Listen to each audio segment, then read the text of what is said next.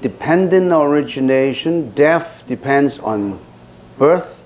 Birth depends on becoming, and so on and so forth. So what does ignorance depend on? Ignorance depending on life and death. Life and death depend on ignorance. It's a loop. There's no such thing as the first beginning that ignorance depends on. It's a loop. The effect is like an unending circle. Because of this ignorance, you have these volitional actions, and you have all this karmic and all that, until death. And then death gives rise to another reincarnation, which would breed another kind of ignorance. So that is a loop that's never ending. So you have to go beyond ignorance, go beyond dependent origination. If you end ignorance, you try to end ignorance to end death. Where does ignorance comes from? If we just cut ignorance and consider ignorance now, where does it come from? Ignorance comes from the mind. Does ignorance just from your fingertips, from your mouth? Because your mouth gives the bad speech. Ignorance comes from your hands, because your hand, you strike out your fist. Ignorance comes from your knife. Well, I still remember there was a case where on a highway many years ago in a country, that country is slowly getting to develop, and there was a team of about 4 to 5 people who would try, you know, to get people driving along the road to stop, and they have a cafeteria, they have coffee and all that, and then somehow they set up a trap. They have a nice lady in there who becomes very courteous, and this driver is a very courteous lady and become interested in the lady, and then finally he get robbed. His car, you know, he robbed his car, and finally he end up killing. He's already killed a few people. I'm not saying which country, but he's already on a highway. A team of a young lady with 2 men. They plan on, you know, getting all these nice cars from highway by killing the drivers. Drivers who like to mix up with girls, you know, they get into trouble, and then they got killed. And finally, somehow, the detectives got into them, and somehow the man responsible, the person responsible, you know what did he do? He just, you know, stabbed a knife into the guy's heart, and he died. And of course, he's sentenced to life. And before he was executed, he said, I blame my knife. My knife has done a job that intricate me into doing this. He thought the knife is guilty, not him. He thought the means to be ignorant is the cause of ignorance. It's not the knife, it's not the gun that shoots. It's the man behind the gun who pulled the trigger. Ignorance gets you into trouble, but ignorance itself comes from where? Comes from your mind. If you really have to call it where does ignorance comes from, depends on your mind. Because ignorance comes from your mind. And why do you have this kind of consciousness that is polluted? Because you have built up all this karmic energy. The mind induces you to do bad actions, bad speech, and all this create, you sow what you reap, all this create bad karma. You're in a loop. You didn't get out. We call it reincarnation. Reincarnate. The cycle. We call it the cycle of life and death. In the Sanskrit language, we call it samsara. You're in the ocean of samsara. You never get out from it. The Buddha got out from it. And many other Buddhas. There's not just one Buddha, you know. All those who got out from samsara and went into nirvana, they are Buddhas. So Buddha is not just one Buddha. But in the history of mankind, we have one historical Buddha, 2,600 years ago, hoping that unenlightened beings would start to learn to be enlightened and get out from it. It's just like a guy roaming in the forest, extremely dangerous. And now he has got out from that dangerous forest. And then he knew the map to get out. So he drew a map and say, folks, I've already got out, and here's the map. Walk the path, practice, walk the path, and you can walk out from the forest of suffering. But are you willing to walk out? You've been handed the map. You just put the map aside and still look for enjoyment in the forest. And in that forest, a lot of things happen in there. Pleasures, non-pleasures, happiness, unhappiness, suffering, reincarnations. You went through a lot in the forest, but you didn't know about it. You just continue. That forest is like a prison. We have all been so used to the prison that you don't know there's freedom outside. Those little frogs in the well, the only sky they see is that opening on the well. They were in the bottom of a well, all these millions and millions of little frogs and what do you call it? Tadpoles, right? Tadpoles, millions of tadpoles in that little well. And that's the sky. They thought that the sky is round in there. And there was an enlightened individual. He said, come out from there. The sky is more than this little circle, that brightness on top of the well. There's a lot more in there. And the frog said, can you describe to me what is outside? It does not matter how he described to you, how the Buddha described to you. He can only say it in words. But how can words describe everything? You think you can use words to describe what is outside the world? Where do you start first? The sky is much larger than that little circle. There's flowers everywhere, grass everywhere. It does not matter how you describe it. The tattoo, no, I don't believe you. The tattoos are too busy swimming and eating and in there. They haven't got time to think about how to get out from there. Even if you put a little string in there. Hey, cling onto the string and I can pull you out. You are too busy with your pleasures. And there was a story. I don't know if I can tell the story. There's no time to tell the story. There was a story that one day Buddha Sakyamuni was walking along a lotus pond, a huge big lotus pond, and beautiful lotus flowers with leaves, with crystal clear water. And he was meditating as he was walking. And in his supernatural power, he saw the crystal clear water and the beautiful lotus and all this mud. And right through the mud, he saw millions of miles down in the inferno. Then there was one man struggling with all millions of other men struggling in the inferno. In the sea, it is a sea of suffering. It is a sea of mud and blood and dirt. And they were struggling with all these other people. And Sakyamuni Buddha somehow, with his natural power, saw millions of lives ago, he had particular relationship with this fellow who was a robber in his last life. He had a particular relationship with that fellow.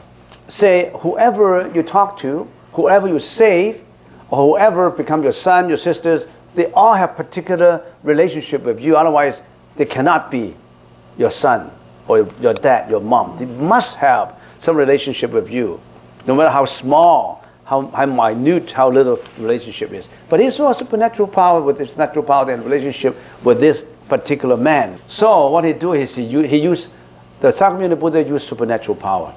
He picked a thread from what do you call it? A lotus have a lotus fruit in it, and when you tear apart the lotus fruit, there's threads. You know what do you call that? Huh?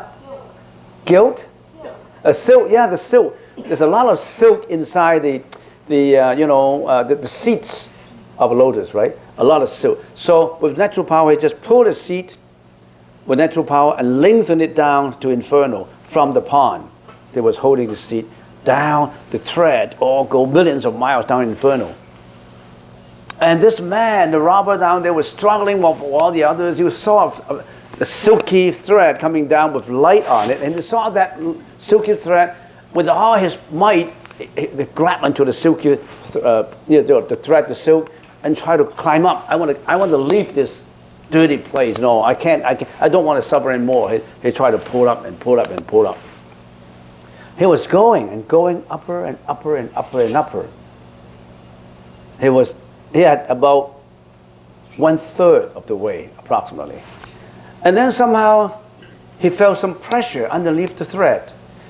There were other people who were also going up there. He was going up there. In other words, he was 1/3, and all these other people was also holding out, trying to struggle and get out from the pond of blood. And then this robber said, I discovered this thread first. Get away from me. Get away. So these people still climb up. Get away. And then he was trying to, kick them and kick them down, because I discovered this first. I'm the person who should be using this, not you. Get out, get out. And finally, because of this struggle, bang, the thread broken, and he fell back into the pond again with the mud and blood. And Sakyamuni Buddha was grief-stricken. He said, I tried to save him, but because of his egoistic, selfish behavior, that he only wants himself to be saved, he lost his opportunity. Is this ignorance, right? That's ignorance. So how come I get into that story? Yeah, I'm talking about ignorance, yes. So ignorance depends on what? Ignorance also depends on the consciousness. Do you want to change your consciousness? Then you have to change it. Change your thought. In the North American society, civilization, we used to have positive thinkers. These positive thinkers, they preach what? Whenever the mind can conceive, the mind can do everything. If you train your mind, you can do it. Positive thinking, positive thinking.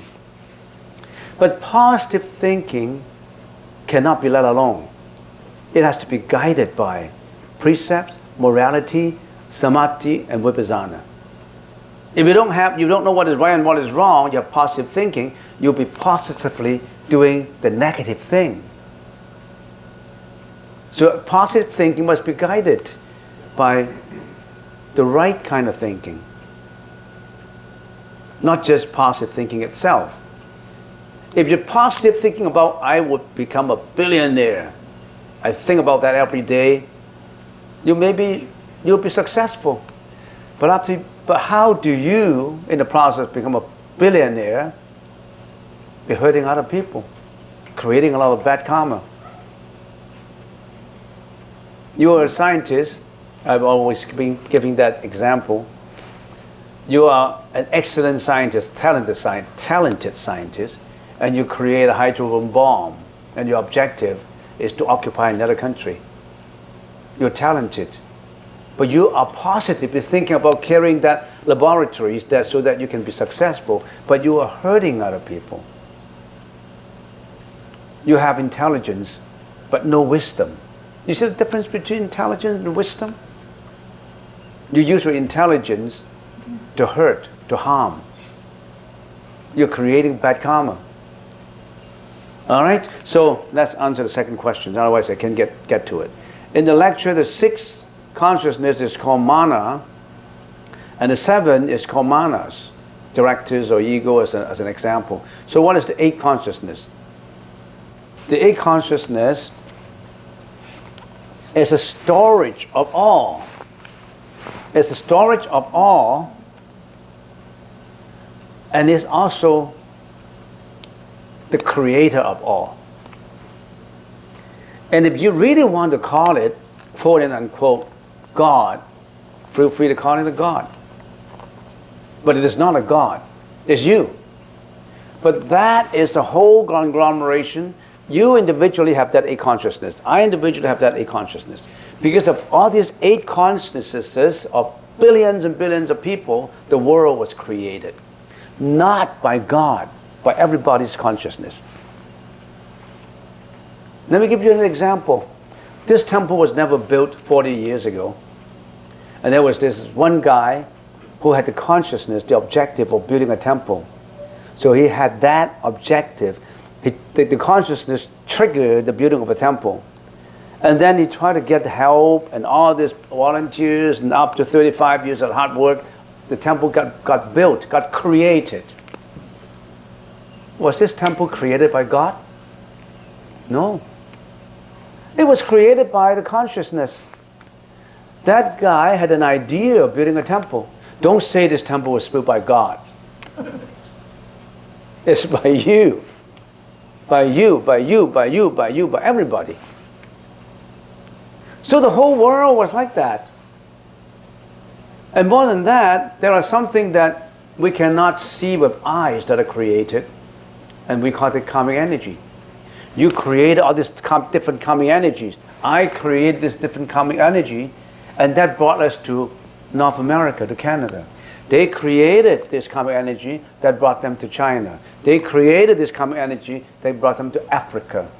You created your own little individualistic world.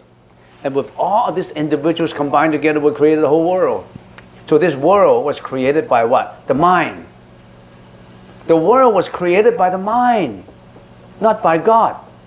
If you want to call God is mind, mind is God, feel free. You're talking about the same thing. But when people think about a God concept, they always think about a supernatural, a creator, someone that you can blindly believe in and they will save you. If the creator can save, if God can save, he would have saved already.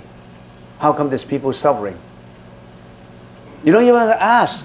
If God is all saving, there wouldn't be anybody suffering, right? Right?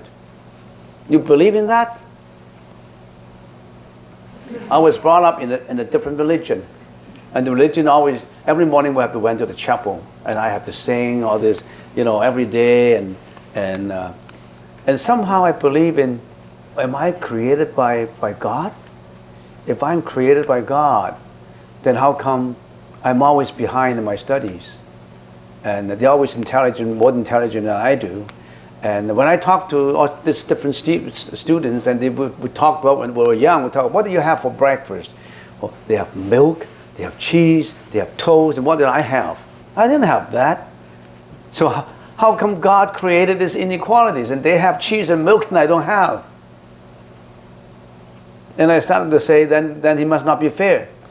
So I always argue with my fellow students, and fellow students said, look, God wants to test you, to see if you're patient, to see if you're good. If they test you and you're good, then you'll be promoted.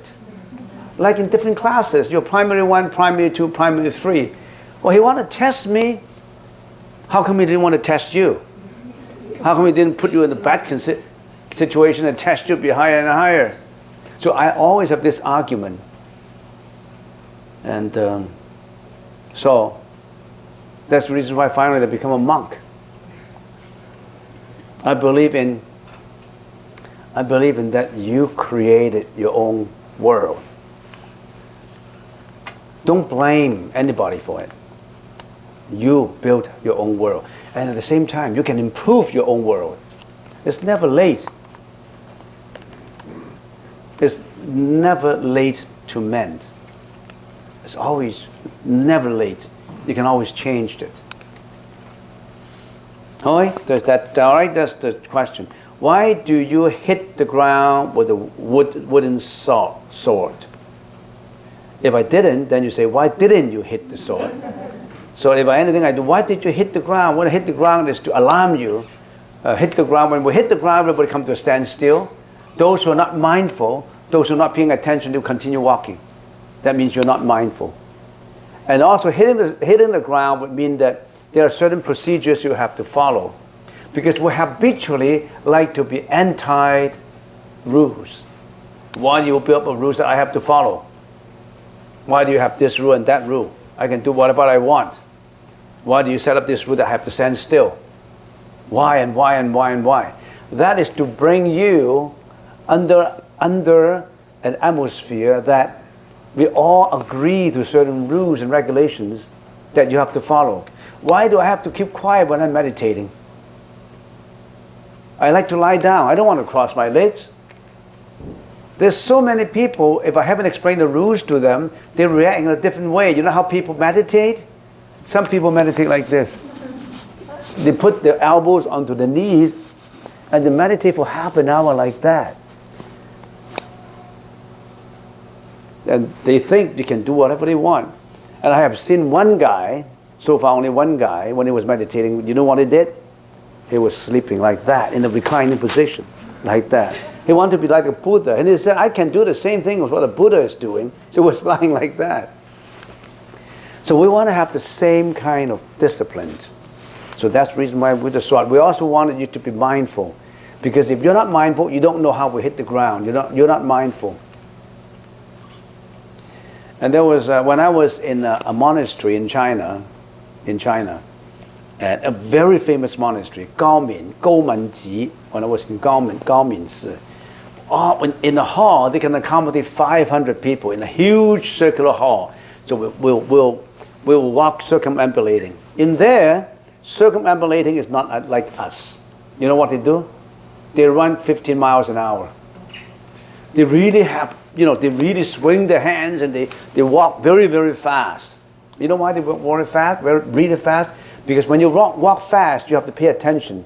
If you're not paying attention when you walk fast, you will bump into poles. You have to really be mindful when you are walking fast. So everybody is walking fast, and some people walk slower than the other. And there was always this vigilator who carry a plank in their hands, and they also run at the same time with all these other fellows. So you have 400 and 500 people. Ooh, they're running like close to galloping, but running like that, and they don't bump into each other. They just run in a sequence that, although they run all over the place in a circle, they don't bump into each other. But there are some people who walk slowly. Then the one with the wooden plank, there was a nun walking in there, and this guy, this vigilator, put his plank onto her shoulder. Fast, quiet means fast, means you're just too slow. Fast, quiet. And this nun said, I'm already fast, how come you hit me? This guy hit harder, fast. And then he complained, how come he's hitting me? He's hitting you for disobedience. He's hitting you because you're still egoistic. You don't want to follow the rules. You just want to be yourself. You want to argue. You are egoistic in what you think. You always put a comment on, I'm already fast enough. How come you hit me on the shoulder? And sometimes when this guy hit you on the shoulder, it does not mean that he say that you are slow. He just want to test you out to see if you are egoistic and that why do you hit me? You're not open for training. You still want to be restricted to your own individual, that I'm doing my thing and you're doing your thing, how come you hit me? So that's the reason why. There's a lot of reasons why they use the wooden plank to correct the position. And in many situations, people are meditating like this. And they have to correct your posture. A lot, not very many people, but people who are lack of sleep, they're always dozing into sleep. It's not good. It's not good to doze in sleep. You know why it's not good? When you're sleeping like that, you're affecting other people. When you are sleeping, that means there are people who are lazy and they are sloth. And in Gaomen Monastery, if you're sleeping like that, they may ask you to leave. And also, when you start meditating, they close the door. You can't leave. Then you have to stand aside. You will be punished. People will be punished by standing against the wall. You can't go there. North American people in here, they're so much used to freedom. Don't want to be penalized. You can't go. Because you may be asked to stand right there because you broke the precepts. You broke the rule. You stand right there, everybody was looking at you. You lose your dignity. And you cannot doze into sleepiness when you're meditating. Okay? A boy who is very good and gentle dies from cancer at 14 years old. Why? First of all, I'm not a doctor. How do I know why? And then, who die from cancer at 14 years old. There are people who die 12, 13, 10 years old, 5 years old, 1 month old. So what's the difference between a 14-year-old and a 13 and a half? You can die anytime. You think a 14-year-old is deserved to live to 96, 97? Who knows? A 1-year-old could die. 2-year-old could die. You think you are young and I'm only 21 and I still have at least 60 years to live? No, not necessarily. One accident could change your whole life. Don't wait. You have to get into the spiritual training to get away from suffering. Don't wait till you're old enough. I want to enjoy the pleasure. I don't have to learn the Buddhist teaching. We die anytime. We don't know. We have people in here that they die in different ways. And die from cancer? Sometimes not from cancer, from heart attack, from accidents. People die in various ways, so you have to ask me why. I don't have supernatural power. You mean it's unfair? There's no such thing as unfair. Everybody is your own master. You sow what you reap. So you be careful with yourself. You sow what you reap. He's good and gentle. How come he die 14 years old? There are people who are good and gentle and who die at 7 years old, 8 years old. Don't wait. You have to start your spiritual transformation right away. Change, purify your karma. Okay, that's the answer. During meditation, when negative thoughts come, do we release them or accept them? When negative thoughts come, let it come and let it go. Don't think about it. You are like a mountain, as I always compare the analogy to a mountain. When the clouds of darkness comes, let it flow away. When the cloud of gloominess comes, let it go away. When the cloud of pleasure comes, let it go away. Red clouds, black clouds, yellow clouds, blue clouds, just look at it. You look at it and it go away. Don't go away with the cloud. Don't attach your feeling to the cloud. I like this cloud. I hate this cloud. I would like to go away with this cloud. I'd like to go away to, for further. Don't be carried away. Just be objectively observing all these emotions that come to you and let it go. Can you do that? Can you be successful in doing it? Extremely difficult, because you always get carried away by your own emotions. That's why we need to train, the training. The meditation, just a Saturday afternoon for half an hour, it's tip of an iceberg. You need more and more at home. You need more training at home. This is just to give you an example. You need to purify your mind. The more purified you are, the happier you are. The wiser you are. The happier you are, the wiser you are, the more successful you will be. It all in the loop, it works in the loop. You want to have a happy life, a healthy life, even an elevated afterlife to a level that is that's higher than reincarnation, you got to start now. There's no free lunch like this one. This is a free lunch to attract you to come here. But there's no such thing. And actually, I tell you, there's nothing free. Don't always receive, try to receive. When you receive something, somehow you got to give it back or give it out. So always think about giving, not just receiving. Always think about how much you can give to your family, how much you can care about your kids, how much you can care about your wife, your husband, your relatives, your mom, your dad.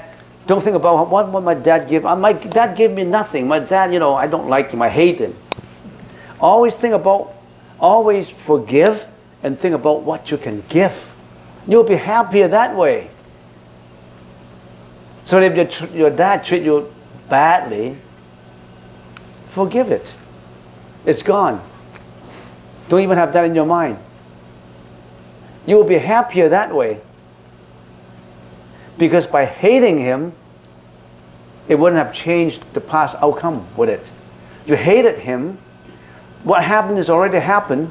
Your wife has already mistreated you, have already divorced you. Your husband, whatever bad thing, bad experiences that happened to you, already happened. And now you ponder on it. You get anxiety, depression, hatred, anger. You think that would change the outcome? That already happened? It won't. So why are we so stupid? Getting so grief-stricken and so much suffering for it. Let go. Don't go over the clouds. A thought like that, a thought of hatred comes up, let go. Even a thought of pleasure comes up, let go. A neutral thought come up, let go. You're not being touched by it. You're not being affected by it. Train yourself in that way. Then that means what? You're more observant. You're more mindful. You know what's going on. If you build up that mindfulness, you know what you would do? Then you will come up in a situation that you don't see this as coming and going. You don't see this as coming and going. When you don't see any coming and going, that means there's nothing. There's no coming and no going. When there's no coming and no going, what happened to you? There is still a coming and going. The wisdom will be coming. The wisdom will be coming. When the wisdom is coming, finally, even the wisdom you have to let go. Then what is that? I don't know. That's nirvana. We can't always use words to explain it.